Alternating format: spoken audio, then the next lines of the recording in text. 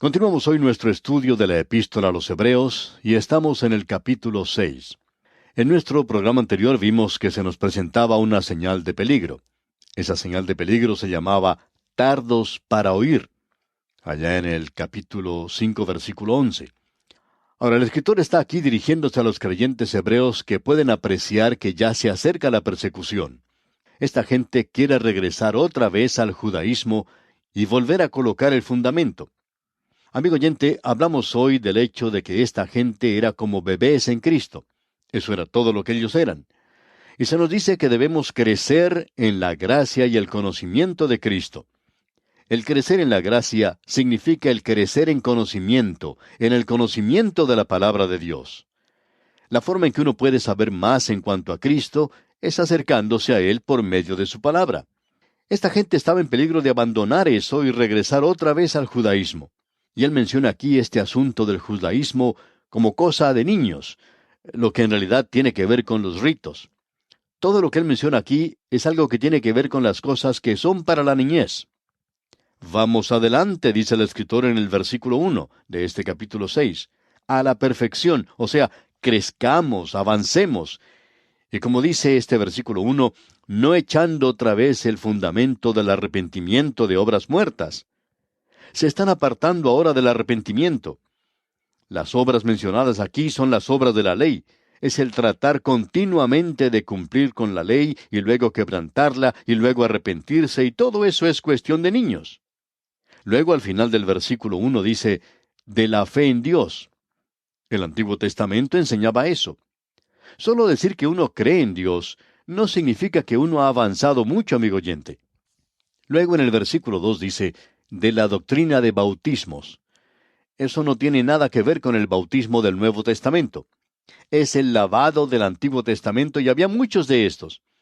Esta gente quería comenzar ahora al retorno de estas prácticas. Y todas estas cosas eran nada más que sombras. Eran solamente pequeños cuadros.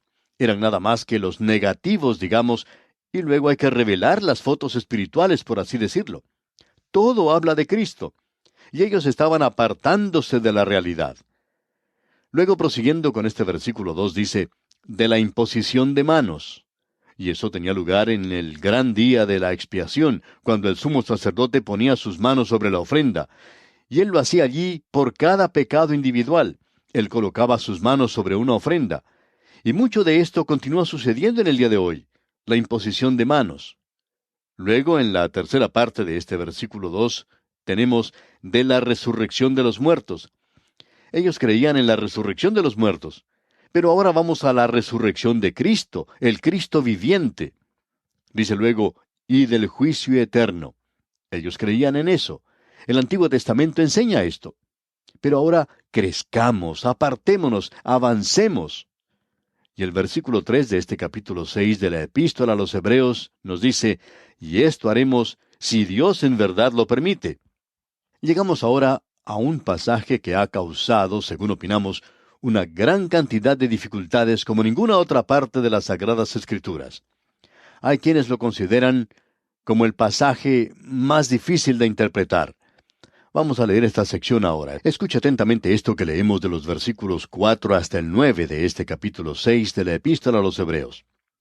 Porque es imposible que los que una vez fueron iluminados y gustaron del don celestial, y fueron hechos partícipes del Espíritu Santo, y asimismo gustaron de la buena palabra de Dios y los poderes del siglo venidero, y recayeron, sean otra vez renovados para arrepentimiento, crucificando de nuevo para sí mismos al Hijo de Dios y exponiéndole a vituperio. Porque la tierra que bebe la lluvia que muchas veces cae sobre ella, y produce hierba provechosa a aquellos por los cuales es labrada, recibe bendición de Dios. Pero la que produce espinos y abrojos es reprobada, está próxima a ser maldecida, y su fin es el ser quemada. Pero en cuanto a vosotros, oh amados, estamos persuadidos de cosas mejores y que pertenecen a la salvación, aunque hablamos así. Dejamos nuestra lectura aquí y decimos que este versículo 9 es la clave de este pasaje. Pero necesitamos todo el contexto para comprender mejor el pasaje. Leamos nuevamente el versículo 9. Pero en cuanto a vosotros, oh amados, estamos persuadidos de cosas mejores y que pertenecen a la salvación, aunque hablamos así. Queremos dedicar algún tiempo a este pasaje de las Sagradas Escrituras. Repetimos que este es uno de los pasajes más difíciles en toda la Biblia para tratar por parte de cualquier intérprete, cualquiera sea su posición teológica.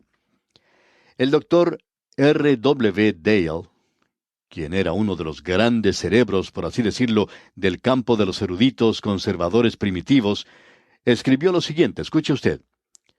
No sé por qué este pasaje ha hecho temblar el corazón de muchos buenos hombres. Se levanta en el Nuevo Testamento con una lóbrega grandeza. Es portentoso, terrible. Sublime como el monte Sinaí cuando el Señor descendió sobre él en fuego y cuando él estaba rodeado de amenazantes nubes tormentosas, con truenos y relámpagos, y voces extraterrenas decían que él estaba allí. Hasta aquí la cita del doctor Dale.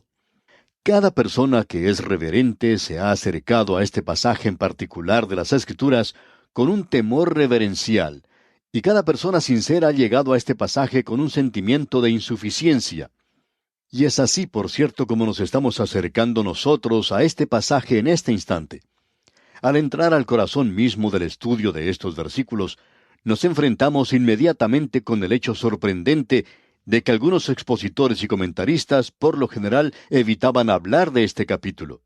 Una persona a la cual admiramos mucho, el doctor G. Campbell Morgan, el príncipe de los expositores, ha dejado completamente de lado esto en su libro sobre Hebreos. Cuando lleguemos a observar la interpretación disponible y hagamos un resumen, vamos a poder comprender muy bien por qué los hombres han elegido mantenerse lejos de esta escena de confusión, porque uno puede sacar muchas interpretaciones de aquí. Nos sentimos pues de esa manera en el día de hoy, y lo decimos a favor de una búsqueda honesta, después del evidente significado de estos versículos, y que debemos examinar algunas interpretaciones. La primera interpretación que deseamos presentar es para nosotros la que nos deja más insatisfechos. Encontramos en esa enseñanza que se sugiere que los creyentes mencionados son creyentes que han perdido su salvación, es decir, que eran salvos una vez y que ahora han perdido su salvación. Y hay muchas personas que mantienen esa posición y en su gran mayoría son creyentes que han nacido de nuevo ellos mismos. Pero al mantener esta posición, se encuentran en un lugar que es muy incómodo en esa creencia, como se sienten algunas personas que tienen que volar en avión y no les gusta. Hay muchas personas que no están seguras en cuanto a su salvación y no la están disfrutando. Sin embargo, son salvas si ponen su fe y confianza en Cristo como su Salvador. Ahora, no es asunto de tener fe, sino de aquel a quien es dirigida esa fe. Estas personas se encuentran en esa categoría general de la interpretación y se vuelven a este pasaje de las Escrituras más que ningún otro, ya que ellos niegan que nosotros tenemos una salvación segura y no se puede perder, y que el creyente está seguro en Cristo. Ahora deseamos aclarar sin dejar ningún lugar a dudas que creemos tener una salvación segura y que la Escritura nos muestra eso de una manera muy clara. El apóstol Pablo dice en Romanos capítulo 8 versículo 1, Ahora pues, ninguna condenación hay para los que están en Cristo Jesús, los que no andan conforme a la carne, sino conforme al Espíritu. Y luego él amplifica esta gran verdad llevándola a un punto culminante, triunfal, como lo es esta declaración que encontramos en el versículo 33 de este mismo capítulo 8 de la epístola a los Romanos, donde dice, ¿quién acusará a los escogidos de Dios? Dios es el que justifica. Es decir, que Él pone el trono de Dios detrás del hombre más débil y más humilde, aquel hombre que ha confiado en Cristo. Y en el día de hoy no hay ninguna inteligencia creada en el universo de Dios que pueda acusar a alguno de estos quienes han sido justificados a través de la fe en la sangre de Cristo. El apóstol Pablo continúa hablando en esa epístola a los Romanos capítulo 8 versículo 34 y dice, ¿quién es el que condenará? Cristo es el que murió, más aún el que también resucitó. Esa es la segunda cosa. El que además está a la diestra de Dios. Eso es lo tercero. Y lo cuarto es el que también intercede por nosotros. Digiere esas palabras, amigo oyente. Aquí tenemos una gran base o un gran fundamento de seguridad. Luego leemos en los versículos 35 al 39, ¿quién nos separará del amor de Cristo? ¿Tribulación, o angustia, o persecución, o hambre, o desnudez, o peligro, o espada? Como está escrito, por causa de ti somos muertos todo el tiempo, somos contados como ovejas de matadero. Antes, en todas estas cosas, somos más que vencedores por medio de aquel que nos amó.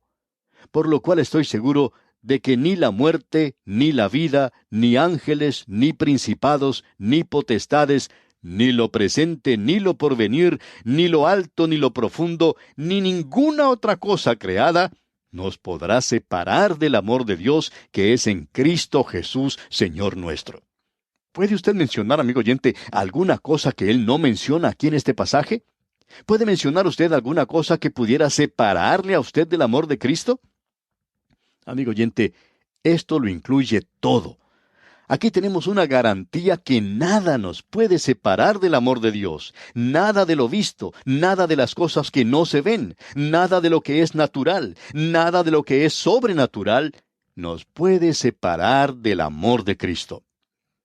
El Señor Jesucristo hace una declaración tremenda en cuanto a nuestra seguridad absoluta. Escúchele a Él y confíe en Él, crea en Él. Porque la palabra de Dios es viva y eficaz. Crea en Él, amigo oyente. Y Él dice, mis ovejas oyen mi voz, y yo las conozco, y me siguen, y yo les doy vida eterna. ¿Escuchó usted? ¿Qué clase de vida? Vida eterna, amigo oyente. Si usted la perdiera, entonces no sería algo eterno. Sería otra clase de vida, pero no sería eterna. Y luego dice, y no perecerán jamás, ni nadie las arrebatará de mi mano. Mi Padre que me las dio es mayor que todos, y nadie, escuche usted, nadie las puede arrebatar de la mano de mi Padre. Por tanto, no es su habilidad para mantenerse asido de Él, sino la habilidad de Él para sostenerlo a usted. Él dice aquí con la infinidad y la autoridad total de la deidad que Él puede sostenernos, puede cuidarnos, y que aquellos que confían en Él no perecerán jamás. La pregunta, amigo oyente, es, ¿ha depositado usted su confianza en un Dios que es todopoderoso o en un Dios que puede sufrir la derrota? Los pasajes de las Escrituras que hemos mencionado en Romanos y Juan nos indican con abundante claridad que una vez que la persona haya nacido de nuevo dentro de la familia de Dios, no puede ser perdido otra vez. Una vez que la persona haya llegado a ser hijo de Dios mediante la fe en Cristo, tiene vida eterna. Si usted, amigo oyente, ha nacido de nuevo y ha formado parte de la familia de Dios, ha llegado a ser un hijo de Dios a través de la fe en Cristo. Por esta razón no podemos aceptar la interpretación que dice que los creyentes mencionados aquí, en este capítulo 6 de la Epístola a los Hebreos, son creyentes que han perdido su salvación, es decir, que antes fueron salvos y que ahora han perdido su salvación. Ahora existe una segunda interpretación, y tiene algo de mérito. Y estas personas dicen que aquí se presenta un caso hipotético. Hay algunas versiones que dicen, si recayera, y que ese sí es un sí de una posibilidad, es decir, el escritor aquí no dice que eso ocurre, sino que si ocurriera, si fuera posible. Y amigo oyente, aquellos que mantienen esa posición dicen que ese sería el sí más grande de toda la Biblia. Y tenemos que estar de acuerdo con eso. Si nosotros no hubiéramos aceptado una posición diferente, esta sería la que apoyaríamos. Ahora, la tercera interpretación es que en realidad ese sí no está allí en el griego. Es un participio y debe traducirse como habiendo caído. Por tanto, esta gente tiene otra interpretación, y es que estos son profesantes, que no son creyentes genuinos. Ellos profesan ser creyentes. Bueno, personalmente no podemos aceptar esto. Es un punto de vista, y eruditos como Matthew Henry, F. W. Grant y J. N. Darby sostienen esta línea de pensamiento, así como también el Dr. C. E. Scofield en la Biblia anotada de Scofield. Por cierto que las notas que allí se presentan no son inspiradas. No aceptamos esa interpretación. No creemos que se refiera a aquellos que han sido solamente profesantes. Creemos que son creyentes genuinos. Ahora, la Biblia habla de aquellos que son meros profesantes del cristianismo, apóstatas en la iglesia. Allá en la segunda epístola del apóstol Pedro, capítulo 2, versículo 22, dice el apóstol, pero les ha acontecido lo del verdadero proverbio: el perro vuelve a su vómito y la puerca lavada a revolcarse en el cieno. Se cuenta de un cerdo que regresó junto con el hijo pródigo a su hogar cuando éste se arrepintió de lo que había hecho. Pero al cerdo no le gustó eso allí, porque es un cerdo, y regresó a su chiquero. Y en el día de hoy, amigo oyente, hay algunos que son profesantes, pero no creemos que se está hablando de ellos aquí. Según nuestro punto de vista, el lenguaje utilizado aquí es demasiado fuerte.